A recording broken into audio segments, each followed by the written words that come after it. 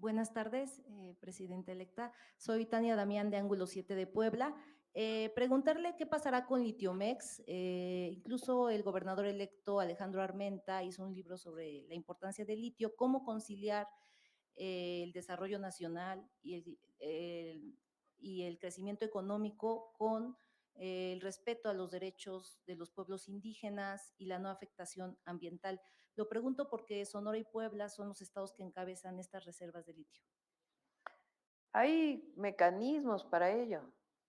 El primero, pues, es la consulta indígena y además ahora va a ser constitucional, porque vamos a aprobar la reforma constitucional. Bueno, ese es el objetivo, lo tienen que aprobar, que es una reforma constitucional, la Cámara de Diputados, senadores con la mayoría calificada y los congresos de los estados. Pero hasta ahora no ha habido oposición a ello. Entonces, será constitucional y además pues es la consulta indígena, tiene que haber aprobación de los pueblos. Y también está el mecanismo de la manifestación de impacto ambiental que se requiere. Eh, yo tengo la idea, lo he planteado en otras ocasiones, que de hecho lo platicamos hace muy poco con Rocío, que fue secretaria de Energía, que la explotación de litio puede estar muy vinculado al desarrollo tecnológico del Instituto Mexicano del Petróleo. Ahí hay geólogos, geofísicos, laboratorios que pueden ayudar. De hecho, ya están trabajando en ello. Cuando estaba Rocío, inició este proceso. Y en su momento, incluso hasta Pemex puede ayudar. ¿De dónde viene esta idea? Una buena parte de industrias petroleras transnacionales están abriendo a otras áreas de negocios, vamos a ponerlo ahí, otras áreas de desarrollo, sean estatales o privadas. Una de ellas, evidentemente, es la petroquímica, fertilizantes, que ya lo está iniciando Pemex y que lo vamos a fortalecer, pero otras son otras áreas. Hay industrias petroleras que están entrando, por ejemplo, al litio, porque finalmente el desarrollo energético hacia futuro, pues va hacia la electromovilidad y requiere el desarrollo de litio. ¿Es un Entonces, proyecto a mediano plazo? ¿En qué tiempo podría empezar esta explotación de litio sí, en el es país? un proyecto a mediano plazo. Eh,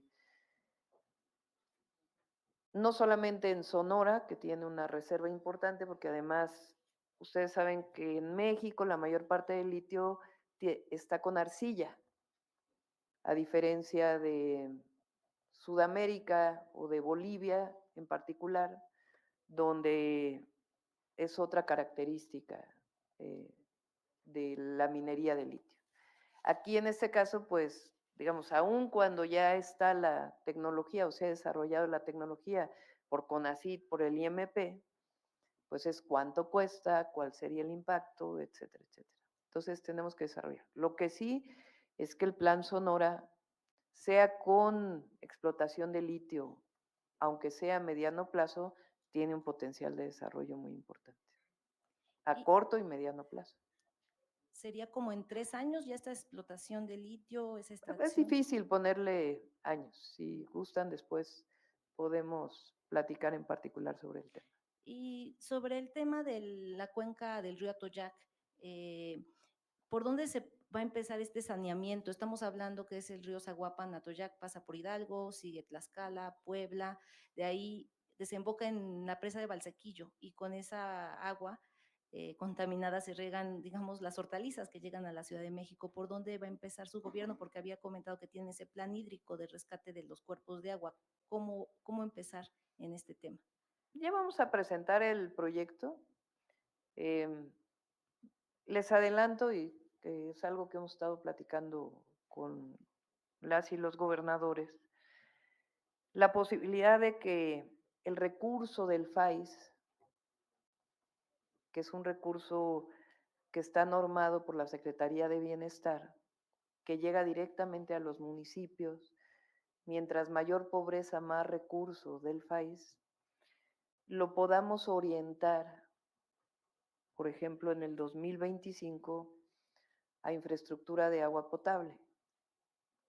Eso permitiría que municipios, estado y federación podamos ponernos de acuerdo para poder atender el problema del agua, a lo mejor en municipios donde se requiere un pozo, por ejemplo, y que pueda atenderse con recurso municipal, estatal y federal, y aprovechar estos recursos que son más de 110,000 millones de pesos en todo el país, para que no se dispersen, sino que sean orientados. Evidentemente tiene que haber acuerdo del municipio, acuerdo del estado y acuerdo de la federación.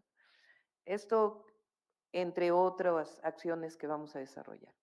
En el caso de saneamiento, vamos a elegir algunas de las cuencas más contaminadas. Y ahí tiene que trabajarse también, no solamente ubicar las descargas, evitar estas descargas, sea de aguas residuales, de municipios o industriales, y tiene que ver también con un acuerdo con los municipios para echar a andar muchas plantas de tratamiento que ya existen y que como los municipios no tienen recursos, a veces son abandonadas, porque una planta de tratamiento, su operación es costosa, solamente el pago de la electricidad representa un costo importante. Entonces, tiene que ver con un proyecto ejecutivo, un programa maestro, un proyecto ejecutivo, pero también tiene que ver no solo con invertir para construir plantas de tratamiento, sino en definir con las entidades de la República la operación de esas plantas de tratamiento para mantener saneadas las cuencas. Y por último, una pregunta pues que no dejaría pasar. ¿Qué llamado haría a los ejidatarios? Es del ejido Ignacio López Rayón, no es de Santa Rita Tlahuapan, que tienen bloqueada de manera intermitente la autopista Puebla-México. ¿Cómo ayudar a resolver este tema? Ya lo están checando el gobierno de Puebla, pero también el federal.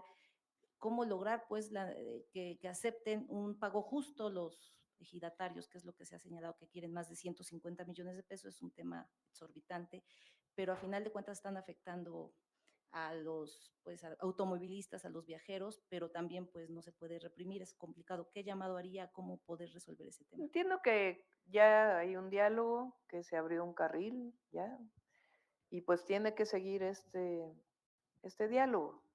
Y también que sea justo, porque lo que conozco es lo que ustedes conocen, que es público y que se ha mencionado en la mañanera, en donde también ya ha habido pagos. Entonces, pues tiene que seguir siendo diálogo, ¿no? El uso de la fuerza pública, siempre hay que tener mucho cuidado con ello y siempre hay que privilegiar por encima de todo el diálogo, y entiendo que la Secretaría de Gobernación esté bien.